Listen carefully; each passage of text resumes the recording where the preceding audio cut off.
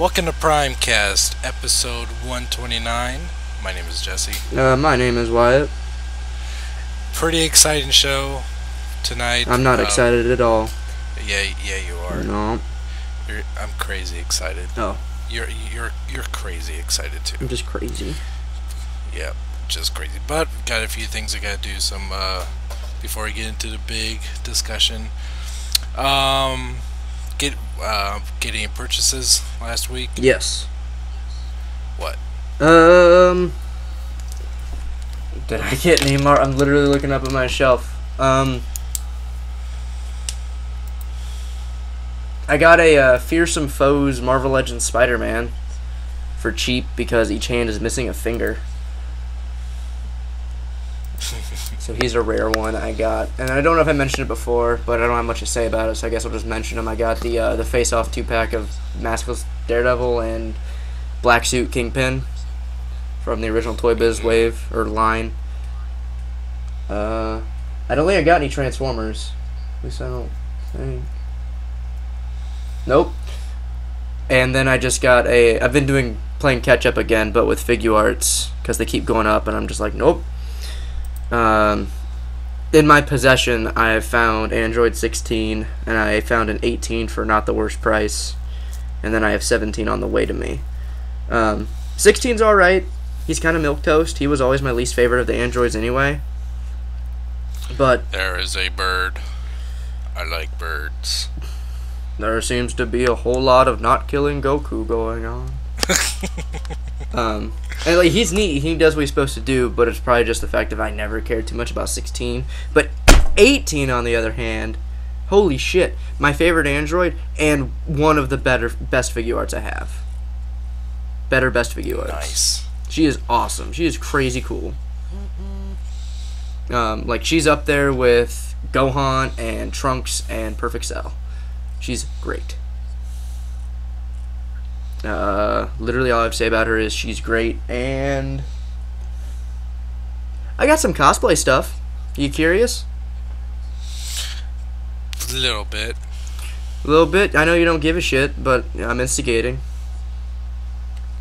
What kind of cosplay stuff? Spider-Man stuff. Spider-Man stuff.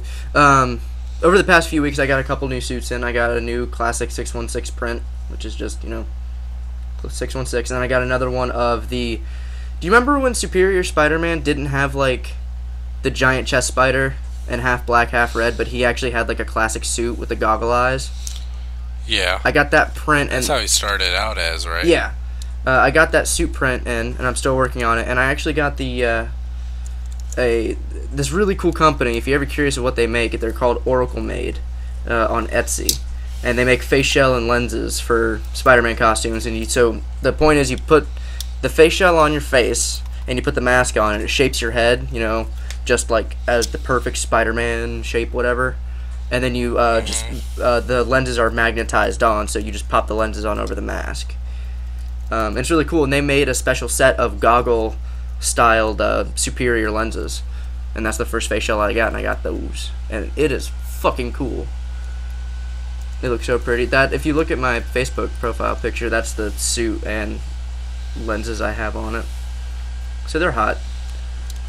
I think that's it, but I love my Spoodermans. I got Dragon Ball Xenoverse on PS4. Oh, how do you like it? That game is fun as hell.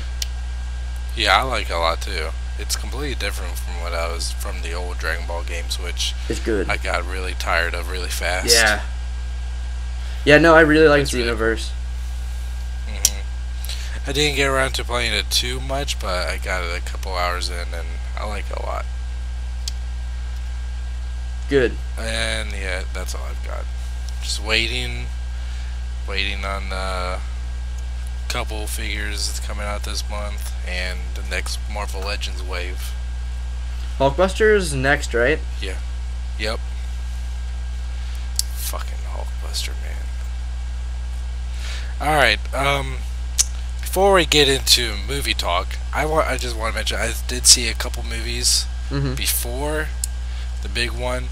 First up, I saw Batman vs. Robin, which is the new DC animated feature. It's a sequel to Son of Batman. The title is very misleading. Mm-hmm. There's hardly any there's like one fight between. It's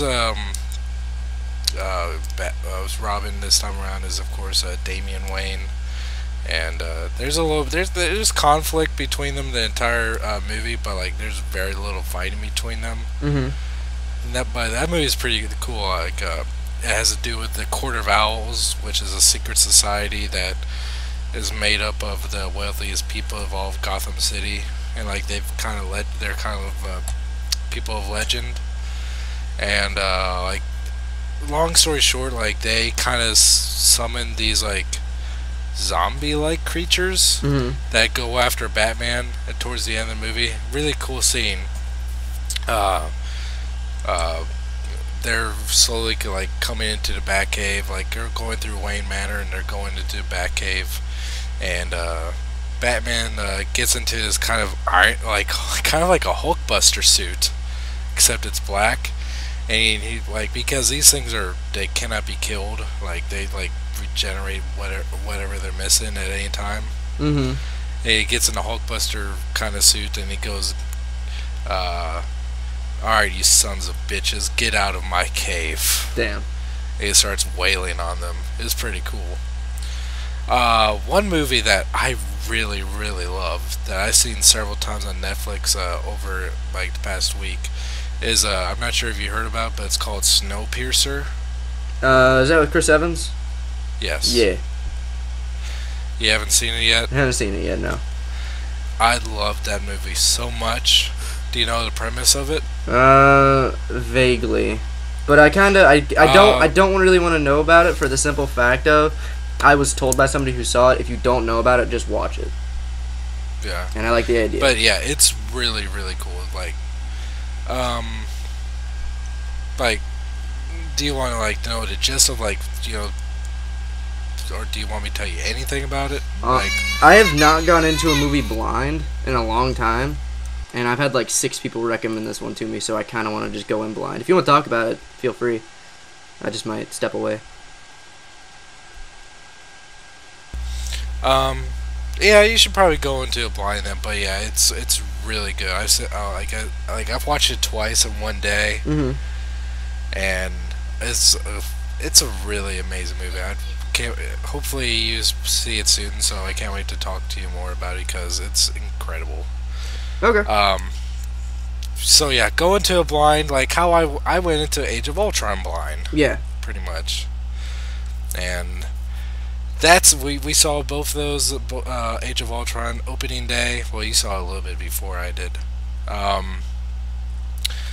Okay. I have no idea where to start with Age of Ultron. Spoiler alert. Yeah, like crazy amount of spoilers. I'm assuming that everyone that's listening has seen the movies so far. If not, then you might as well probably stop listening to this episode. Yeah. Because they're going to talk some crazy shit. Alright, one thing that I wanted to address to you, did it live up to the hype for you? It lived up to the hype, but I still maintain this doesn't, to get it out of the way, I guess, because people are going to want to not know, because I doubt anyone cares, but to chalk it up, I do think the first one was better. But by no means does that mean Avengers 2 was bad. I enjoyed Avengers 2 a lot more the second time I saw it. As a whole, I got way more hyped the first time because there was a lot of moments that I was able to get hyped about. But seeing it the second time, I picked up on things I missed, and honestly, I picked up on things I missed that made everything more coherent, because I felt sometimes the first time watching it, everything was a little jumbled and thrown. I'll just say it. I felt like Ultron kind of straight up just appeared. We didn't. Yes. We didn't see. That is. Huh? Yes, that is a kind of a problem that after thinking about is like one thing that you always had to kind of have with that kind of Frankenstein monster relationship is you gotta have like establishment of like kind of a neutral balance between creation and creator. That's like what makes like whenever the monster goes bad or rogue, that just kind of throws off the balance even more. But like as soon as like he was created, he automatically started hating.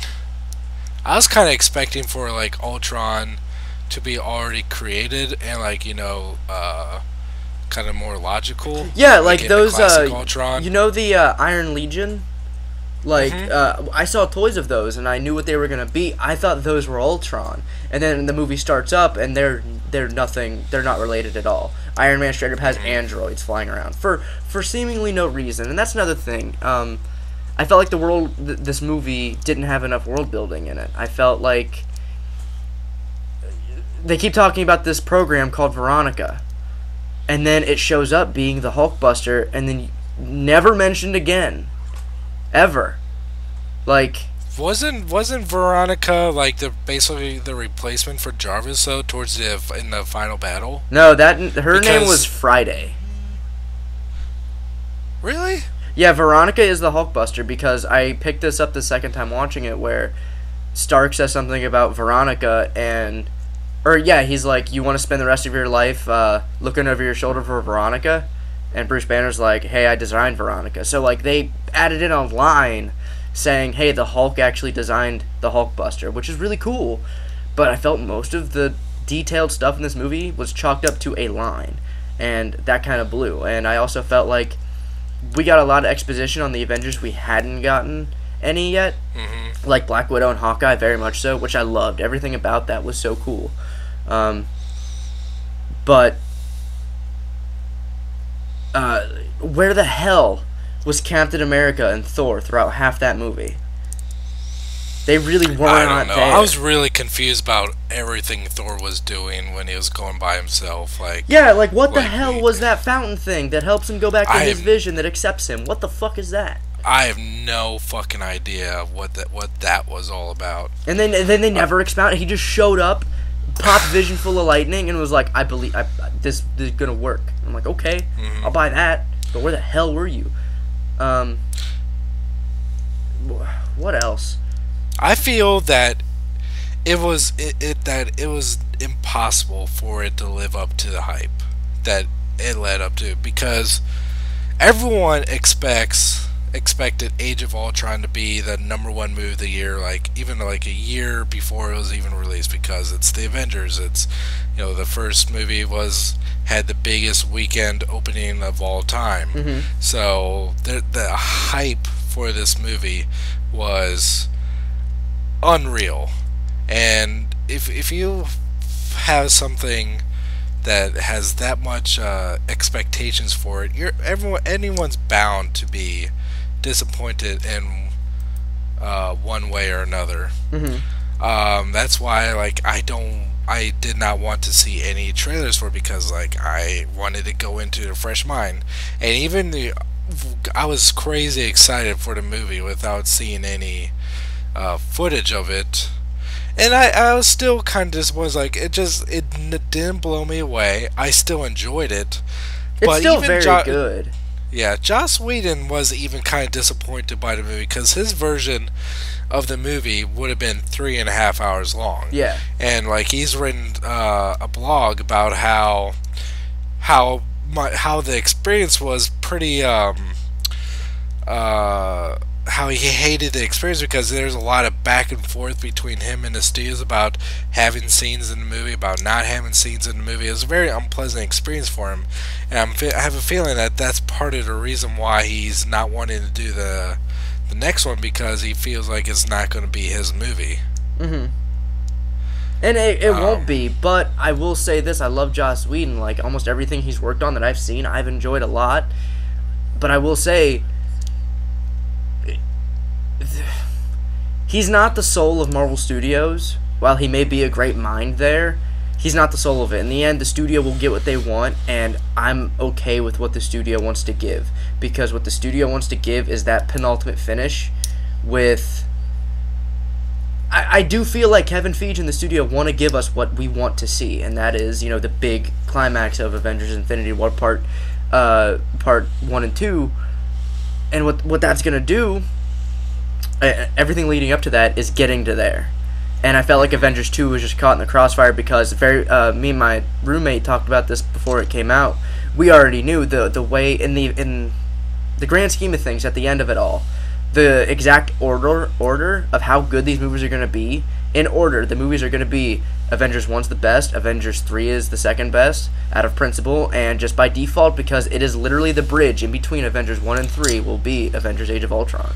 It's like it's the two towers of the Avengers movies. It literally is to hold us over, and that doesn't mean it's bad, but I would have liked, I liked how much they were able to make it feel like it was very much a sequel to the Avengers. Like they had Loki's scepter. Ultron even used it on somebody. That was awesome. They had the post-credit scene had this same person in it. They talked about the Chitauri, but I thought it was a little weird I thought it was a little weird how the movie kicked up and they were already fighting people. And it made sense because it's Hydra, and they were going after Hydra, so that picked up right at the end of Cap 2. But again, Thor's placement and all of it felt so awkward. Actually, like, from what I heard from someone that watches Agents of S.H.I.E.L.D., it actually picks up right after the previous episode of Agents of S.H.I.E.L.D. Because the last episode before the movie premiered was Coulson, and Maria Hill gets a call. Maria Hill calls Coulson and says, "We've located a Hydra base in the middle of such and such whatever."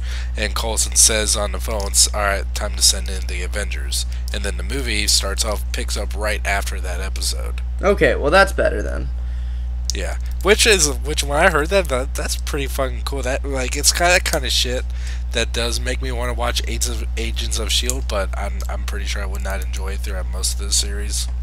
Let's talk about good things about Avengers 2. Well, what are things that you liked? Or if you have more that you didn't like, or were indifferent about. I was going to mention some, but I forget what it was. Was it Quicksilver? No. I thought it was nuts. Again, heavy spoiler warning. Heavy spoiler warning. If you haven't seen the movie, stop listening to this. All right. What did you think was the best performance? Like, who gave the best performance? Movie? Yeah.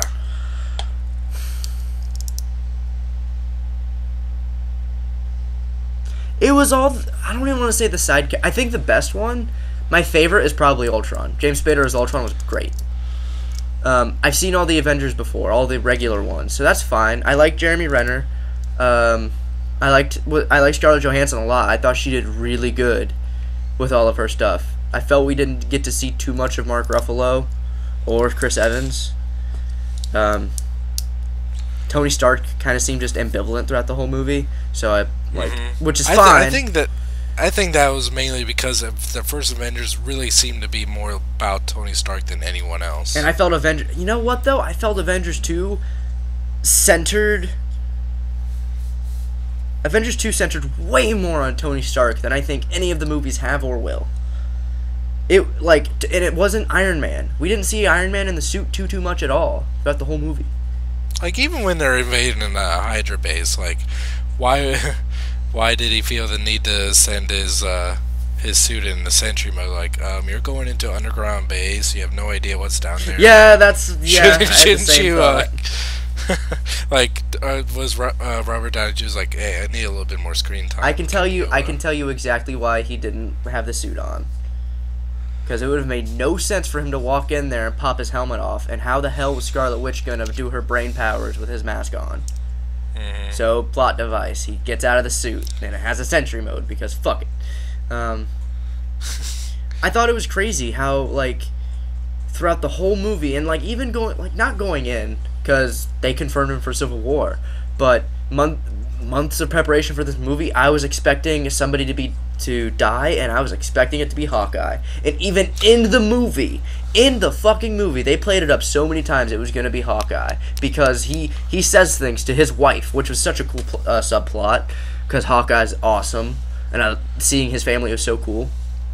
they played it up that it would be him because he says things to his wife like, "Oh, I'll be back. One more job, and I'll be back, and I'll fix the house, and I'll settle down, and all that."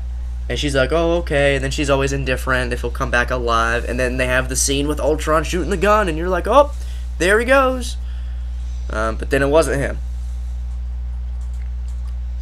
I feel that, like, when I was thinking about it, I had a hard time trying to decide, like, what was my favorite, when I was trying to decide, like, who's the best performance. Like, I was like, I know my favorite performance was James Spader, definitely. Mm-hmm. But the way that Jeremy Renner was, he actually made you legit care about Hawkeye. I already cared about Hawkeye, though. That was awesome about it. Yeah, but he was pretty much more of a zombie throughout. I mean, not literally, not throughout, but, like, emotionally, like, even when he wasn't possessed, he was really more of a zombie in the first Avengers movie. That's He fine. didn't have a whole lot of personality. But, like, you get to see a whole lot more of him in this movie. Like one line... Okay, one thing I remember one thing I was going to say earlier. I hate Joss Whedon's humor that he adds in these movies. Mm-hmm. Like, a lot of the funny parts that are in the middle of action scenes really just take you out of the moment, and, like, I just hate stuff like that. But one part that I really did think was funny was in the big battle was when Quicksilver was walking away from him, and Hawkeye just aimed his arrow at his back and said, "No one would ever know, man." The weird thing, okay, let's just jump into it too, the twins, and the elephant in the room, I'm going to address it, Quicksilver, and how he will not see another movie. I thought he was going to get healed up by that fucking skin-producing machine. Well, okay, guess what? There is an alternate ending. Yeah? There's an alternate ending where he shows up, and they're like, "Hey, you healed," and he's like, "Yep."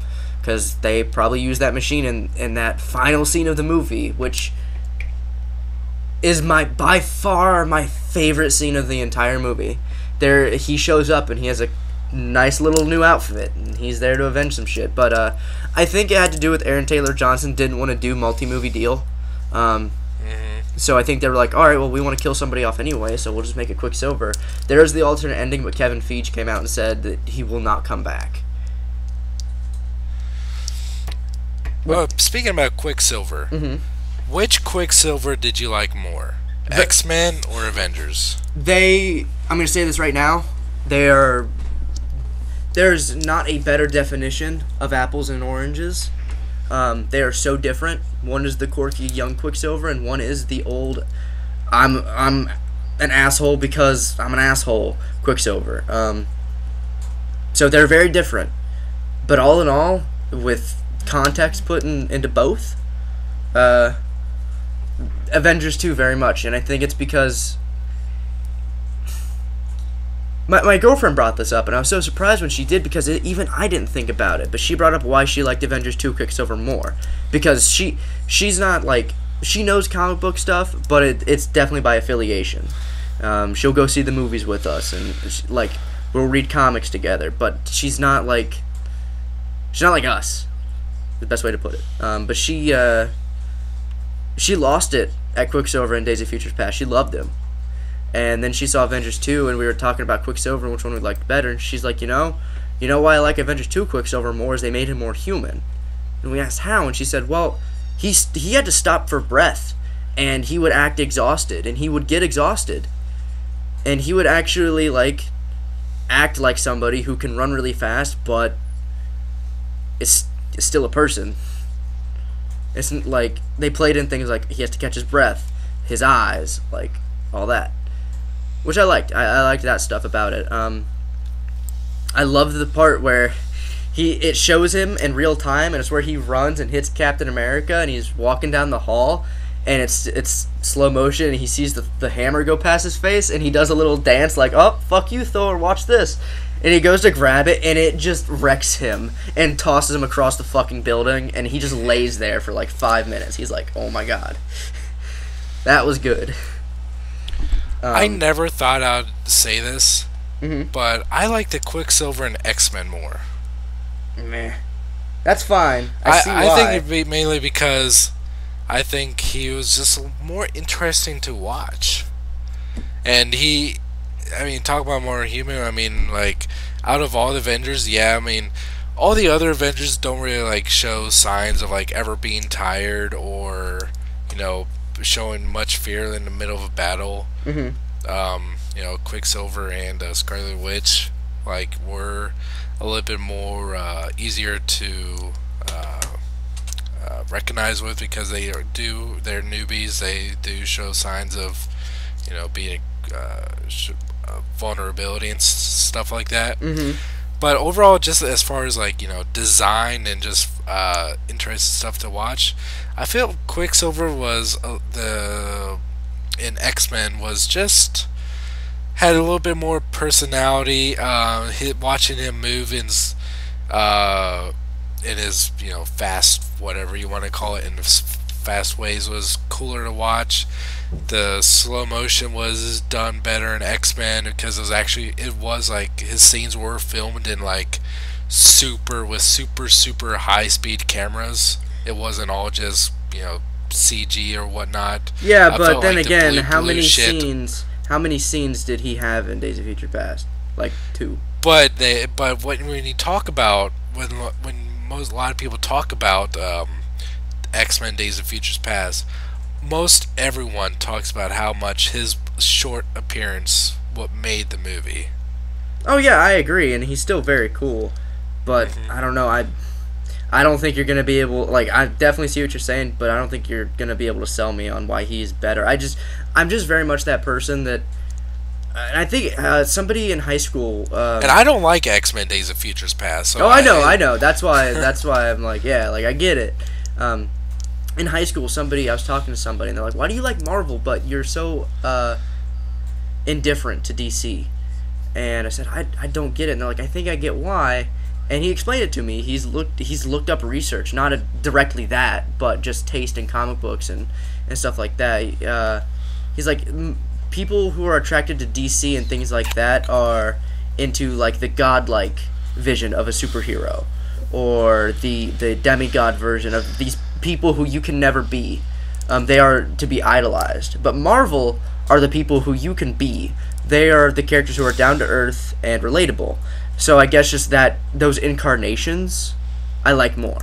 That's why I like the more realistic version of Quicksilver than the Days of Future Past one, who looks like he, you know, got stuck in a fucking tinfoil factory.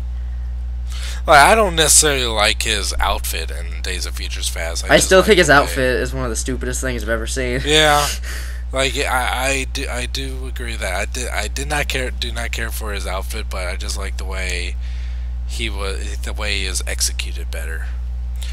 And like Aaron Taylor Johnson, he I don't know what happened to him.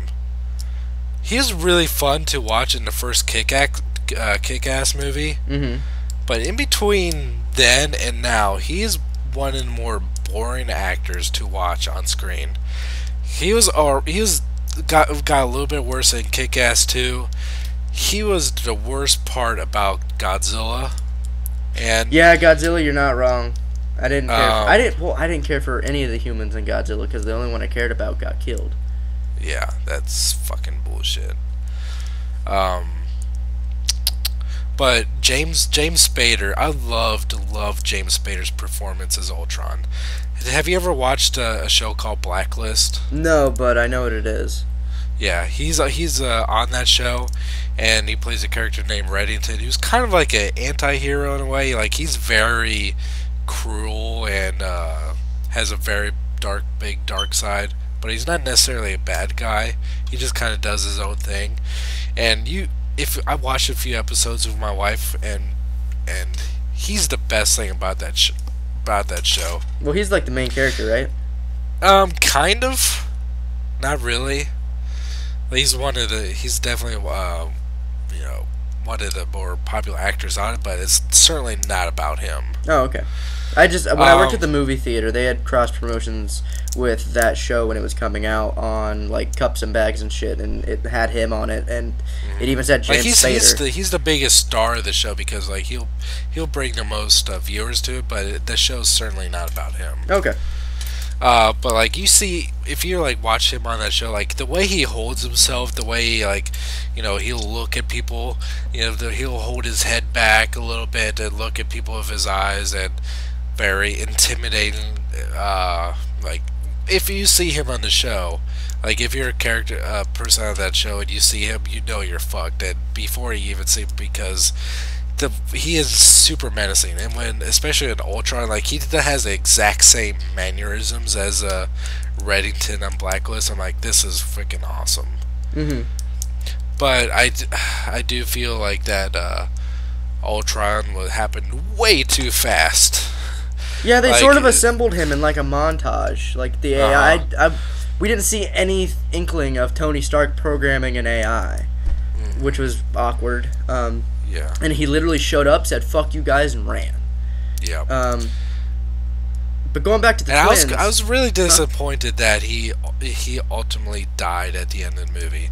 I was kind of hoping that like he was kind of going to lay down the foundations for Civil War, and he would just you know, realize he would be defeated and, you know, go into hiding, whatnot, and because he's such a cool character. Yeah, but when were they ever to come back later? When were they ever gonna bring him back? I don't know. Like they have fucking plans to bring back Loki. However many more times he's gonna come back. He's just not gonna go away. Well, Loki though has, since Thor: The Dark World, has assimilated into that anti-hero state, and also that's still continuing Thor's story. Ultron would ultimately be an Ant-Man, Iron Man, or Avengers villain, and everything for all of those characters is planned up until 2020. Mm-hmm. So yeah, like Ultron, there was no need to keep him alive. Right. I liked how they defeated him though. I thought it was a little weird. I felt like they should have treated Ultron as more of a threat. They were always like, "Oh, he escaped through the internet." Like, shouldn't that be fucking terrifying? That the guy you cannot find is everywhere. Mm-hmm. But I liked it because, and then I was always confused. I was like, how the hell did they defeat him? But the second time through, I caught that it was Vision. Like, for some reason, when Vision and Ultron grab each other, like during the final fight, and he's like, "You shut me out." Like Vision legitimately grabbed him and locked him out of the internet, and that was it. So he stopped Ultron from spreading, which was cool. And that means that like the Chitauri fight in the beginning, or in the first Avengers, they fight him and then they Phantom Menace them all, the rest. Yeah. But in Ultron, they destroyed every single one. They fucking fought all of him and they won. That was cool. That's what I liked. What I really liked the lead up to Black Panther. Yeah, with Claw. Mm-hmm. Yeah. And you know, Invention and Vibranium, and what's a country that fucking Wakanda, yeah. I was actually really surprised that there was no other post-credit scene mentioned, like, you know, leading up to Ant-Man or Black Panther. Like, I stuck around till the very end, and there was nothing. Well, Joss Whedon came out and said there's nothing at the end. Like, before it came out. Yeah, well... And everyone's like, oh, well, he's lying. And he's like, no, like, I'm trying to get you to not waste 10 minutes of your life and then be mad at me.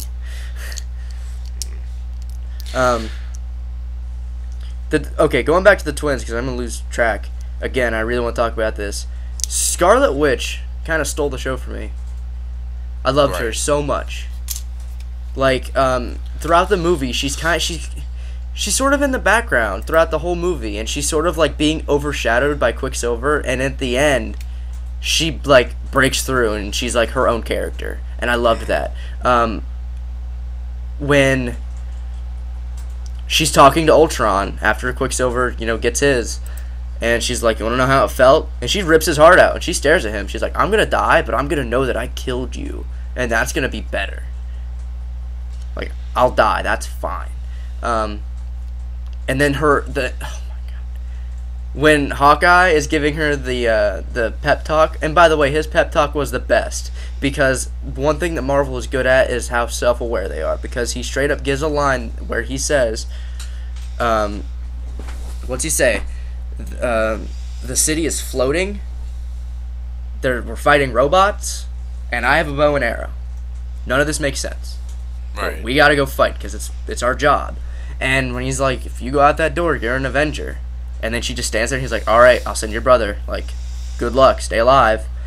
And he gives up, he leaves her. He's like, fine, she's not gonna fight. And then she busts down that fucking door slow-mo and starts just ripping them apart. And then at the end, she's like, no, I gotta protect this drill. I gotta make sure nobody breaks through. That's my job. Like, she became really cool all the way till the end. And then when she flew in at the very end for that big group shot, she looked awesome. If she actually is in Civil War, I'm going to be excited because Scarlet Witch was awesome. Loved her in this movie. Mm-hmm. Uh-oh. What? Protectobots. Some of them are in stock at BBTS. Olsen will reprise the role of Scarlet Witch in Captain America Civil War. Civil War. Yep. Captain America Civil War, huh? Yep. Civil War. That's right. So,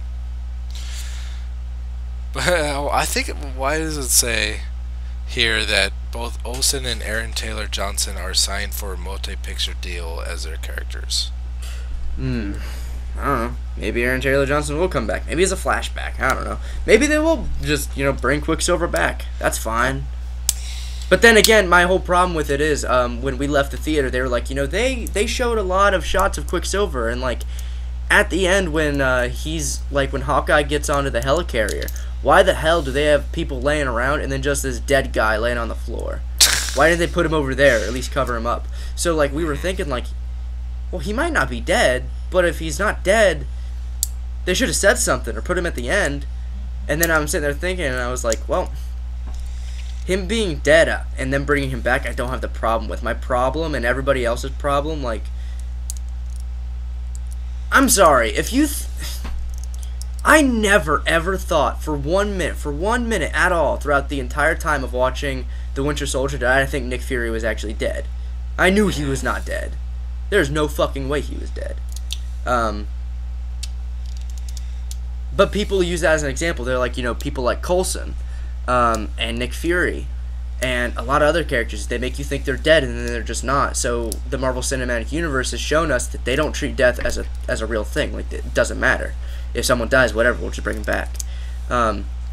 So my problem with it was, if they were to kill Quicksilver and then bring him back in Avengers 3, I wouldn't have liked that, because they get that hype of, oh no, they killed him. They get the same reaction they get from Coulson dying.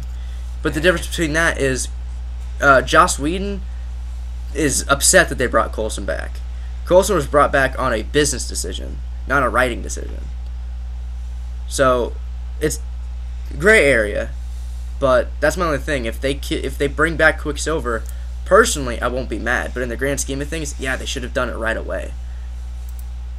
Because then at that point, if there's a 5-minute gap of him being dead and then he's not, I don't think people would have been mad. But if they wait 3 years and then bring him back for the big finale, well, just like Coulson. Anyway, what else is there to talk about? I really liked the way that Hulk was portrayed more in this movie than in the first one. Mm-hmm. Like, you see a lot more of the struggle between Banner and Hulk. They should not. It really shows that they are really two different. Like, there's a Jekyll and there's a Hyde. Yeah, there's two different Hulks. Mm-hmm. And I really liked. Although, like, one of my biggest problems with how Hulk the whole that whole story is in Avengers. Like, not once do they mention Betty, and up until now, not once has they mentioned General Ross being constantly after the Hulk. Mm-hmm. They always mentioned Jane, Thor's girl. They mentioned Pepper, which I'm actually surprised she wasn't in this movie. Gwyneth Paltrow wants to be out of these movies so bad. Like, But, literally, yeah, that's an actual thing. Like, she does not like, want to be in these movies anymore. like they mentioned Pepper, but no mention of Betty ever. Um, but it definitely ends. I thought for sure that he was going to choose to rocket himself into space. Well, I mean, that was sort of insinuated. He was pretty high up there. It just shows that like he's somewhere they just don't know. He's probably in space. Because Mark Ruffalo was talking about the Hulk might appear in Guardians 2. The Hulk is probably in space. I don't know. The Hulk's probably in space, man. I don't know. I think that's a. I think they might probably left it open just for in case they wanted to decide to put him in space. But like we mentioned before, with with Universal still owning the rights to Hulk, they really have no idea what to do with Hulk in the future, which is really unfortunate. But I still don't care much for Mark Ruffalo as Bruce Banner. He just doesn't fit the character very much, which really boggles my mind how some people can, which is fine. I mean, a lot of people like him in Avengers, which I find, but I still don't quite understand how people think that he's a better Bruce Banner than Edward Norton. I don't know. It's just I guess it's all just preference, but as far as like comic and animation representation go, as far as personality and looks, Edward Norton has always been like spot on. Let's see, what was I gonna say? It was nice to hear Lou Ferrigno actually voice the Hulk again, because I'm pretty sure that he didn't voice him in the first Avengers movie, which was always kind of upsetting to me. The fight between Hulk and the Hulkbuster armor was amazing. And although it happened a little bit too soon than I was expecting, it was a little bit too short.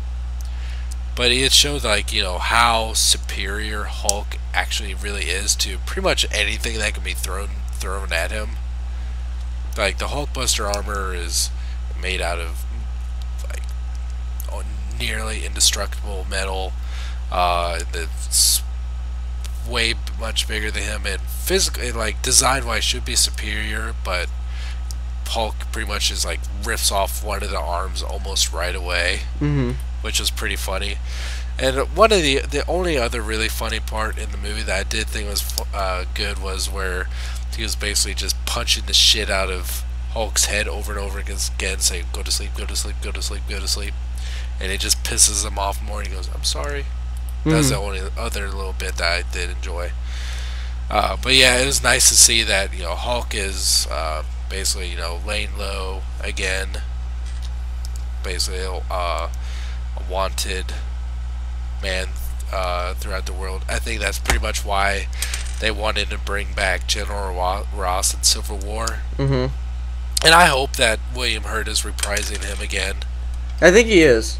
Because that would be great. Just because I've talked about it to several people, and a lot of people don't really understand how the Incredible Hulk is supposed to be the same Hulk that's in Avengers, even though they're played by two completely different actors. Because like a lot of people just can't make that connection unless they're people like you or me. Like if the average Joe is watching the movie, that's like, oh, that's just a different Hulk. Like no, it's technically played by a different person, but it's the same character.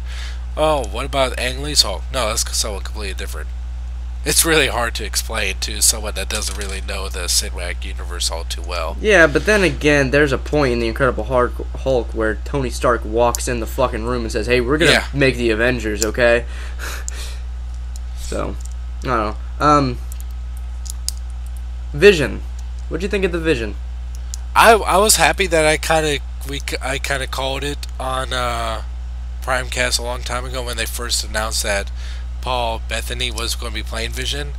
I was betting that at some point or somehow or another Jarvis was going to become Vision. Well, yeah, that's a given if his voice is going to play him. But Jarvis kind of became him. It's like, I mean, yeah, like they're all- Jarvis became Vision. That's always been we always knew that though. Because Vision's an AI, Jarvis is an AI. If Jarvis's voice is gonna play somebody, yeah. I liked Vision. The second time viewing, again, this is another thing that I was more okay with the second time.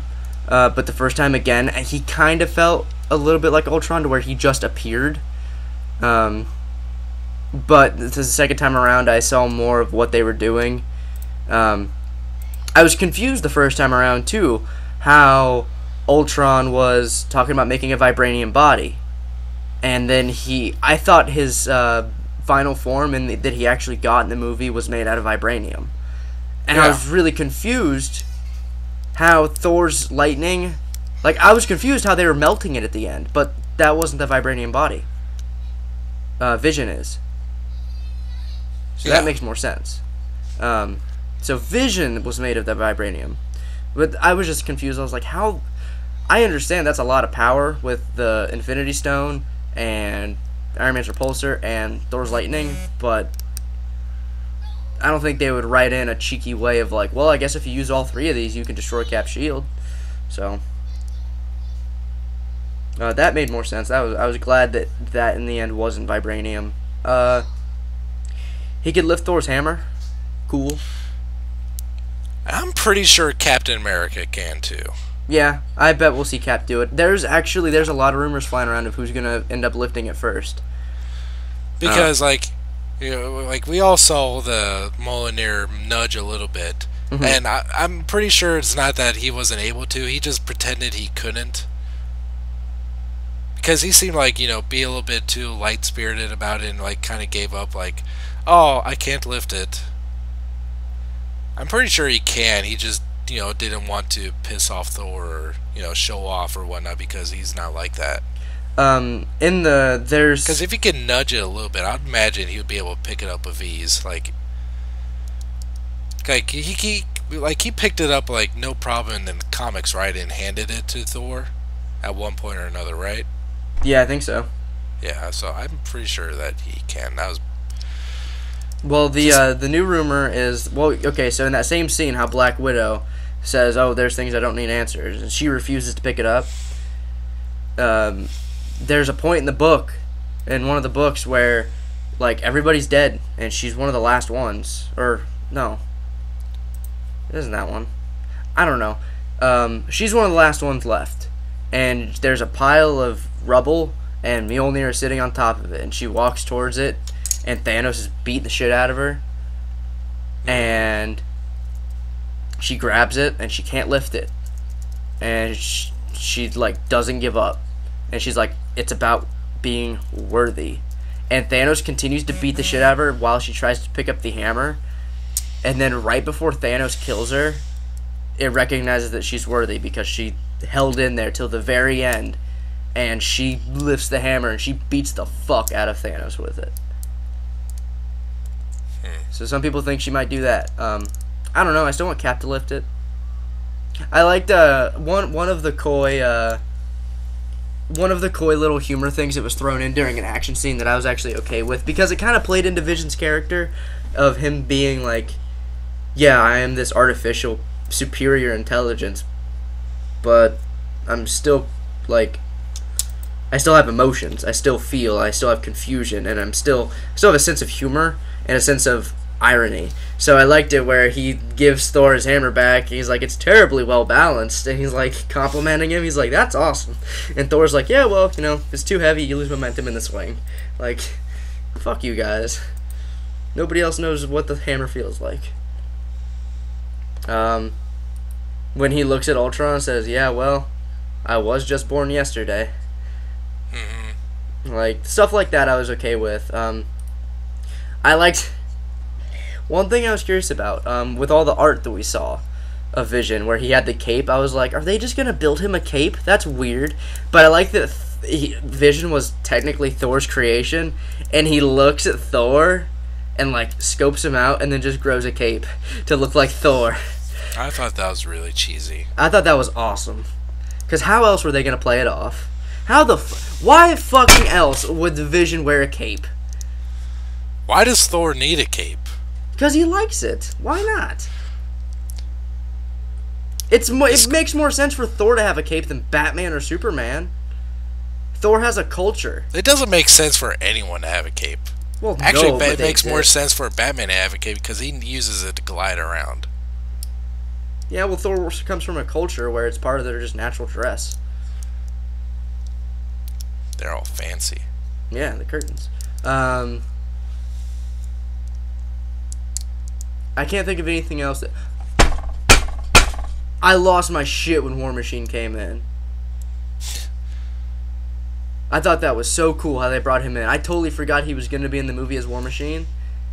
And then he popped up, and I lost it. I thought it was so cool. It kind of irritated me. I thought all we were going to see of him and Falcon was at the party. Mm-hmm. When they're like, hey guys, we're in here. And they just kind of... They weren't in 98% of the movie. Mm-hmm. But I was happy to see that War Machine and Falcon are now officially part of the Avengers.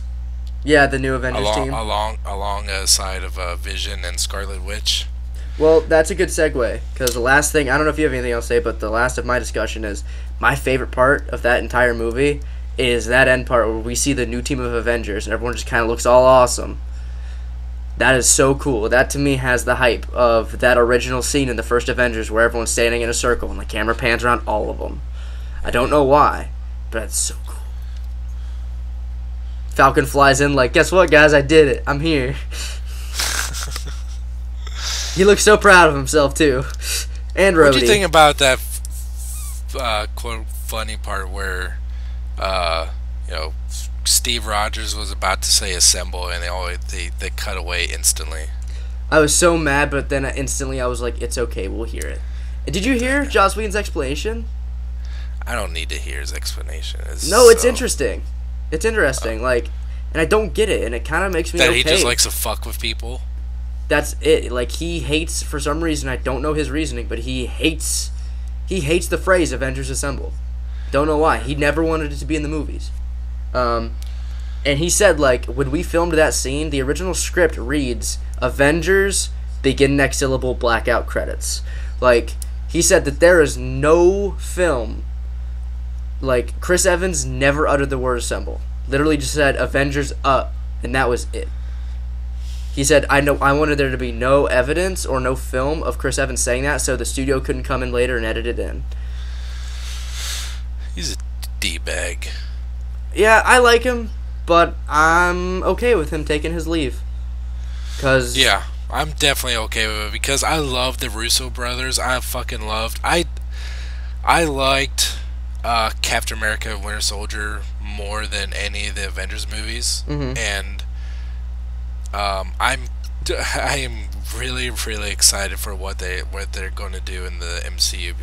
One thing I really appreciate, I've appreciated the Winter Soldier for how earnest it was, mm-hmm. for how serious. I mean, not only was it a Marvel movie, but it was like a Bourne Identity spy movie also, mm-hmm. which is, it makes it appeal more to just the Marvel nerds. It has great performance. It has a very surprising main villain, and I loved how the Russo brothers just treated that movie, and no one really expected the Winter Soldier to be as amazing as it was, and I'm really looking forward to the Civil War, and couldn't be any happier that they're going to be doing the Infinity War, because I've never really cared for Joss Whedon. I don't like his style of writing. I don't like his the way he inserts jokes in through inappropriate and random times in the movie. I don't like his he's very kind of CG heavy mm-hmm. at times that it doesn't need to be. I like the Winter Soldier that nearly all of it, when there's a person on the screen that was actually Chris Evans or a stunt double, there's so much practical effects and stunts done in that movie, and to me that's way more interesting to watch than just cartoons on the screen. Mm-hmm. Where Captain America is cycling around in the winter forest in the beginning of the movie, and it looks so cartoony. It's like that was the first thing I was like, first impression I was like, this is so cheesy to watch because it's just so cheap. Mm-hmm. But well, because all it that did kind of pay off. It did kind of pay off when he threw that motorcycle. That was pretty badass. Yeah, and it definitely comes down to, well, they had the budget, but where was the budget going to go? It was going to go in the ending where they had to fight the million robots that weren't ever there. Right. I thought Thor, when he jumped off that thing and like swung that lumber and hit the guy, I was like, that looked bad. Was that during the opening fight? Yeah, it was during the opening like snow thing. I don't remember. Like, remember when the first time we see Thor and he lands on a watchtower, takes out the guys, and ends up on the ground and hits a dude with a thing? No, I was probably busy yelling at my kids to stay quiet. Yeah, well, he does, and he hits a dude with a giant, like, piece of wood, and it just looked really bad. I remember that being my, like, oh my god, I see your budget, guys. Yeah, I mean, there's a lot of bad CG. That's like, it's so cheap. It's just the easy route to do things nowadays, and even to the point, like, you know, they're more focused about how, you know, trying to make the movies that, like, the climaxes as big as possible, you know, to the point where when you see a flying city, you should be in awe, but my reaction is like, dude, I saw this years ago in Superman Returns. Oh yeah. Like, there's nothing like really new in this movie. Like, there's only so much you can do with CG to the point where you've seen everything. But it was pretty boss out. Like, you see that city, and it's just like, not only is it flying, but it's basically like fucking rocketing back down to Earth. I was like, that's pretty cool right there. But I thought it was crazy how it went up and up and up and up and up and up, and everybody could still breathe. Yeah, most of them should be passed out. Yeah, some of them should be dead. I feel like by the end of that, like, Hawkeye and them should have been like, oh my god, you gotta get me off this fucking thing, I'm gonna die. Yeah, and I gotta say, it was still really cool watching Josh Brolin again as Thanos. It's like, what was his exact quote? Like, I don't know what his actual, or I do remember, but what I chalked it up to be is, fuck it. Fuck you, I'm here. Fuck it, I'll do it all myself then. Fuck it, fuck you, fuck all of you, I'm here. Deal with it. And then he drops the mic and then he leaves. Yeah, after thinking about it more, I don't think he technically really broke into Asgard to get it, because the one they had... I didn't tell you. Kevin Feige confirmed something. There are 2 Infinity Gauntlets in the cinematic universe. Because like the Infinity Gauntlet that they had at Asgard, like, had replicas of the Infinity Stones in it. Because I was looking back at that scene in the first Thor's, like, that already has like gems in it. So, and that one's out and open. Thanos clearly broke into something where it was already concealed. Yeah, I bet the one in Asgard. I bet the one in Asgard probably has no gems in it. I think there's still only 6 Infinity Gems, because even Thor said so. Right, I'm not saying those are real. I'm saying you said replicas, but like, I bet the one is still in Asgard, and I bet it'll very much be a thing where Thanos is like, I got the gauntlet, I got these gems, and Thor is like, well, fuck you, we have a gauntlet too. So, and I bet one of them will get destroyed, and it'll be fun, and it'll be great.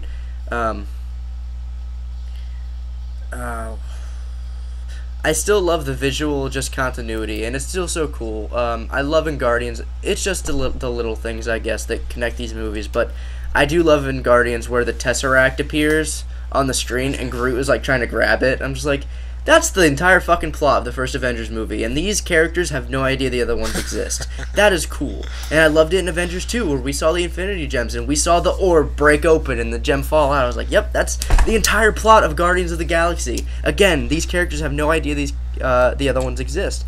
And Thor says, yeah, this is the 4th Infinity Gem to show up in the past several years. I'm like, Thor, that includes Guardians. He means he knows, like, Asgard knows what happened in Guardians, Mm-hmm. which is cool. Makes sense. I wonder where the other two are going to come in. A friend of mine had an idea that, like, literally, Thanos is gonna show up and be like, "I already got these two." No. Don't think so? No. Well, my only other That'd thing be is, really stupid if they did that. well, the only other place I could think It of them showing up is Guardians 2, and Or the next Thor.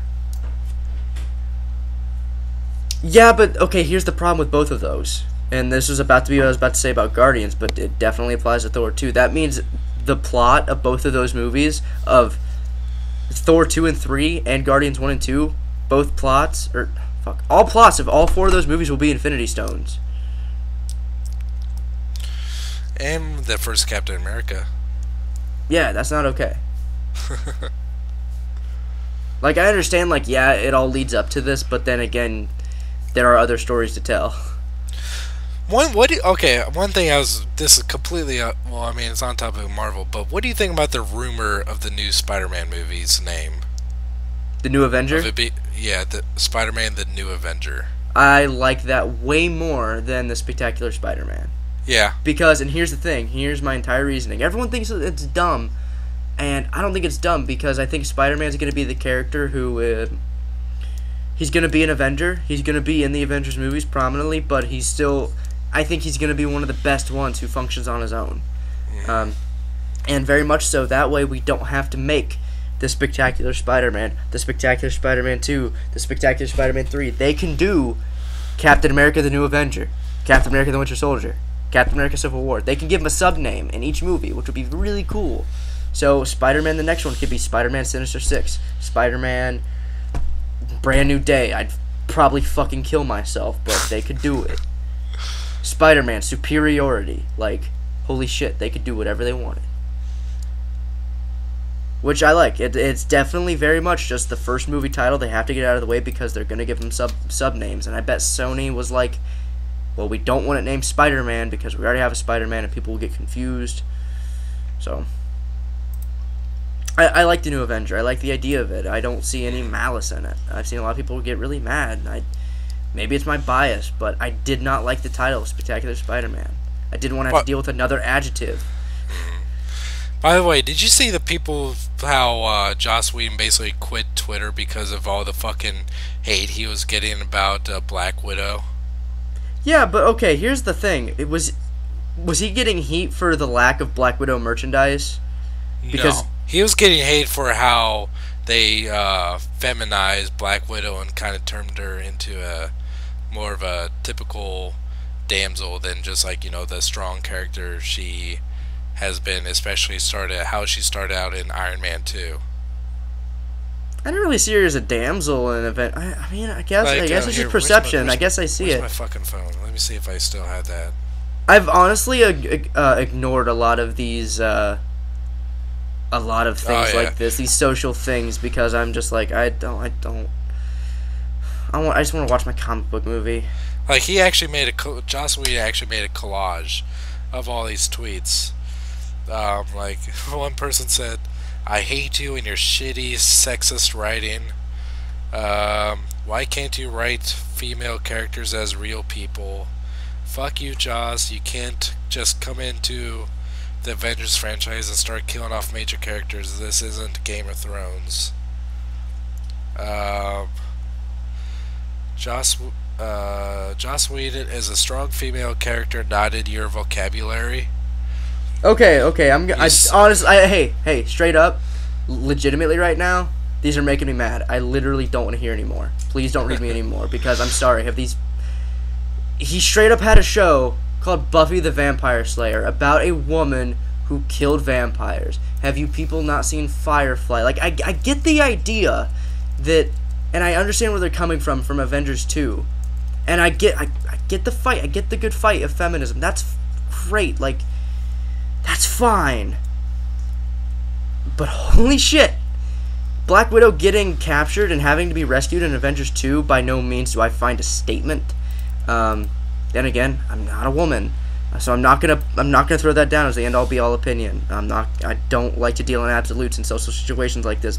But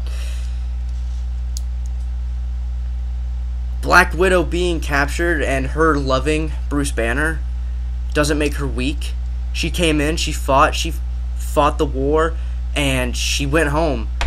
Her loving Hulk didn't make her weak. Her getting captured by Ultron didn't make her weak. She got bested. And part of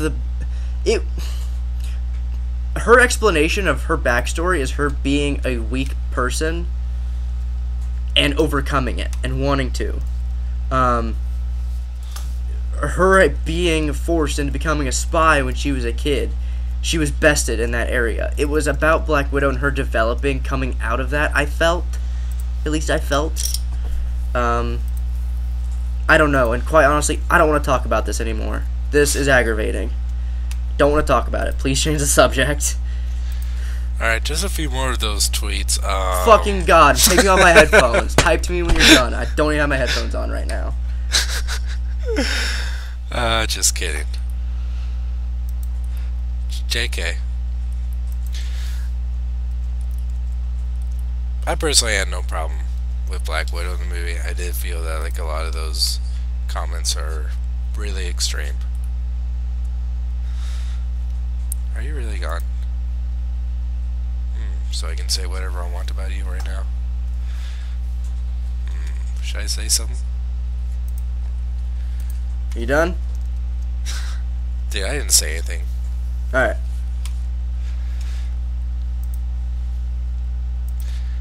Anyway. Anything else? We should probably end our Avengers 2 talk on a slightly higher note. I did not like how they killed off Baron von Strucker in the first act off screen. Fair. I thought that was kind of bullshit.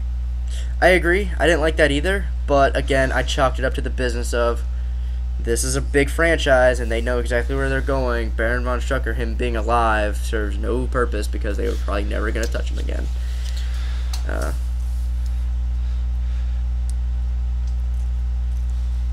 But yeah, they killed him and I was like, wait, why? Like, why? Now, I think that's my main problem with this movie is a lot of the business came through, and I say that a lot about movies like Amazing Spider-Man 2. By no means did it do it by egregious amounts like Amazing Spider-Man 2 did. The Avengers 2 is still really good. There's just certain things about it that are irksome because you see why they did it, and that's a little. I want to be able to watch a story unfold and look at that story alone. While this movie, I felt like I see how they made this movie, and I don't want to see a movie. I want to experience it like I've experienced the original Marvel movies, like Avengers, like Captain America 2, like those movies that did so good at world building. But yeah. And I think that pretty much wraps up Avengers 2 talk. I like that. I give it a solid, I'd say, I don't know, 8 out of 10. I gave it a 7. Fair. Take it. Are you looking forward towards Ant-Man? I am pretty goddamn excited for Ant-Man. The trailers have me hype, and I don't really care about Ant-Man as a character, but I know the movie's going to be a passion project, which means I know it's going to be, they're going to put care into it. It was going to be, I think it was going to be more of a passion project than what it really is now. I mean, because of Edgar Wright? Yeah. Yeah, but the reason Edgar Wright left the project, I'm okay with him leaving the project why he did. It made sense why he left. Yeah, because he felt like it wasn't going to be his movie. Yeah, but it's not his movie. It's just not. I'm sorry. I have this terrible. I understand artistic intent, and I believe each Marvel movie should have it for each touch. And maybe Kevin Feige and his studio get a little hands-on-y, but it still stands. Like, this Marvel Cinematic Universe is something more than just a one-off film. Like, but he was been trying to develop the Ant-Man movie before even Iron Man came out. Like he was working on that movie for a long time. Well, most of the reasons that his script didn't come to fruition is because he wrote it and he handed it in, and they said, okay, well, you have to add in this, that, and this, because they wanted, not plot points, but more so like things in there that they could connect to later movies. And he said, okay, I'll try. And he tried, and it didn't work. And then they sent in, sub-writers to help him, I guess. And he wasn't having it. And finally he was just like, look, you want me to do this, and I can't add in these things, like my plot, and just apparently his script just fell apart when they added that in, and he just got fed up and left. Which is fine. Edgar Wright is a hilarious and amazing writer. Another one of those guys where, as far as I know of, everything I've seen that he's done, Brilliant. that he's done, it's been good. Same thing with Joss Whedon. Joss Whedon makes good things, and I feel bad that Joss Whedon has taken this flack because Joss Whedon has put in a lot of work into this sort of cult of nerddom, because he made shows like Buffy and Firefly, and both of those shows had very strong female characters. But then again, if you come into this thing that I'm very passionate about and kind of spit on it a little bit, I don't think he spit on it either. It's just it's almost a non-compliance to play ball, and that's almost not okay. If you're not going to play ball, well, go home. I don't know. It's weird. Joss Whedon isn't making Avengers 3, and Edgar Wright isn't making Ant-Man. So I guess everything that we've talked about doesn't fucking matter. But in my opinion, I think it might be a downfall for Ant-Man that Edgar Wright ultimately did not make the film, and to me, I think it's an improvement that the Russo brothers are taking a helm at the Avengers, because for me, it's more of a preference. I like the Russo brothers style better, but Edgar Wright is, in my opinion, he's a comedic genius. And what's the name of the guy that's making Ant-Man now? He made fucking Anchorman. Not Edgar Wright? Yeah, the replacement. I don't know. Yeah, not too thrilled about though. Yeah. Oh well. Yay, Avengers Age of Ultron. Yeah, I feel like I kind of shit on the movie a little bit more so. Yeah. It sounds like I hated it, but then again, I don't remember really what I liked. But I know, I can sit down, watch it, enjoy it. It's the worst thing since the first Avengers movie. Not the 2012 one, but the one with Sean Connery. Damn. With Uma Thurman. Uma Thurman's in it. Yeah. I try not to... Yeah. What? You know what movie I'm talking about? Vaguely. The British spy TV series called The Avengers that turned into a... Oh! Yeah, I've seen it, and I don't give a shit. It had Sean Connery dressed up as a giant teddy bear. Yep, sounds about right. Sean Connery is a teddy bear. What next? I I don't really feel like going through all these fucking news topics. We can save them. We can just make this Age of Ultron. Yep. I don't think we have any questions either, so. Good. Keep it that way. Oh, well. No. What? No. I'm kidding. Or am I? Yeah, we can show those topics till next week. Yeah. Alright, guys. What's the password? I already got it. What? Silver War. Silver War. Yep. I don't get it. You earlier when you said Civil War. I get it. Oh. Well, see. Okay, hold on. I don't think you're getting it. I don't fucking understand. Hey. Hey. There's no need to cuss. This is a family-friendly show. Watch your language. Fuck you. Okay, you know what? Call me crazy. I'm looking at pictures of Robots in Disguise Jazz. He looks cool. You're fucking insane. Okay, well here, I'm going to show you these pictures. You don't have to say he looks cool, but he's definitely not the same mold as Prid Bumblebee, but it uses like the same skeleton, and it makes it better.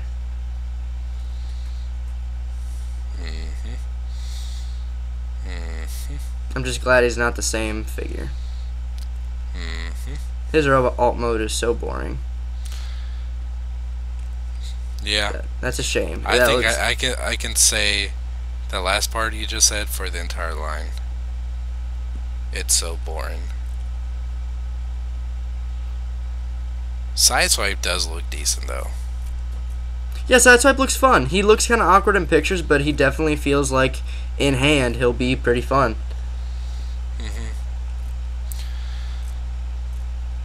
I don't really care about the Decepticons. Like I keep looking at Steeljaw, and I want to get him. Are stupid. Yeah, they all look dumb. Steeljaw is stupid. That stupid lobster thing. Like, since when did Decepticons have to be resembling animals in whatever way? I don't know. I think I'm gonna get this Jazz and Sideswipe though. I'm not. That's fine.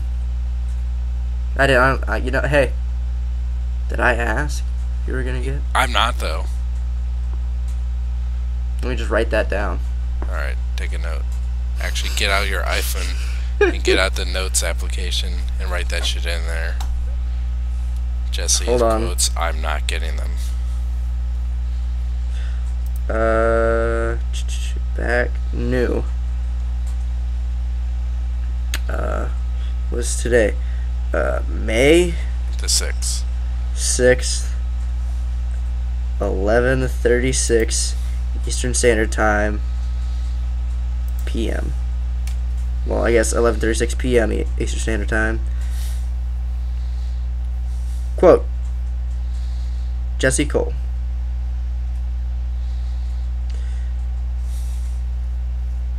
I'm not. Period. End quote. Dictated, but not read. Done. Alright, got it. What do you think about the new Dragon Ball series? What new series? You didn't hear about it? Oh. I have no opinion about it, because I don't care. I like Dragon Ball, and like I'm okay with them making a movie here and there, and I'm okay with them making a video game. Let it go. I understand they keep shoveling truckloads of money up to Toriyama's door. Let it go. Okay, how about they just let the Marvel Cinematic Universe go? That's different. It's still going on. It didn't start in the 1980s. Marvel started back in the 50s and 60s. But it keeps revitalizing itself. That's a different medium of comic books, not this. It also goes to show, and I guess Marvel is just different because it has so many characters. Marvel's a company. Marvel is a brand, but each comic book character individually makes it up, and that's what makes it good. Dragon Ball Z is a totally different kind of spectrum. They can revitalize Marvel by even what they're doing now, by this weird soft reboot Secret Wars stuff. And, they could, change up Spider-Man, and they can change up, the X-Men. Dragon Ball Z is always going to be about Goku. Every time. And that's not bad. I just, I think it also has to do with the plot progression of Dragon Ball Z. The plot progression of Dragon Ball Z is fun. It has really good stories and good character moments. But in the grand scheme of things, to me at least, I still enjoy it. It's very much, though, bad guy shows up. Goku gets stronger, defeats him. Badder guy shows up. Goku gets even stronger, beats him. Badder guy shows up. Goku gets stronger, defeats him. And each time, like in Battle of the Gods and all that, just people keep showing up that are stronger than the last guy. And I don't really get it. If they have a good idea, I'm going to watch it. I'm going to give it a chance. but it has to do with Naruto. I love Naruto. Naruto is probably like Dragon Ball Z is for you, to me, because I followed it since I was a kid, and it ended. But now Naruto has these weird, like one-shot manga chapters coming out every few weeks about the kids, and they're telling really good stories. But at the same time, if you're gonna end it, end it. Word. I take it you're really excited for the new Dragon Ball show. Someone just sent me a contact request on Skype. Who's this person? I Was don't it me? know you. No. I don't know you. What's their name? Dustin Nunn. I don't know you. I'm declining you. Anyway, password for this episode is Silver War. Type that into those comments, and it lets us know that you watch the whole show, and it makes us giggle and laugh. And If anybody listened to us for how long, essentially trash on Age of Ultron, unfortunately. I'm sort of upset it came out that way, but I'm okay with it. Hey, where can we find you at? Twitter at Anakin Vader. I haven't tweeted in like a month. And Instagram. Meh. Alright. Instagram is essentially stuff for my costume stuff. And to keep in touch with people. Like high school people. But yeah. Yep. And everyone, you can follow me on Twitter at twitter.com/ssjalbot. You can Instagram me too, ssjalbot, and you can follow me on Twitch at twitch.tv/ssj_autobot. You can't make me. I can what? You can't make me. I can't make you, but I can tell you to. No. I like carrots. Alright. Yeah. Until next time, thank you for listening. Bye.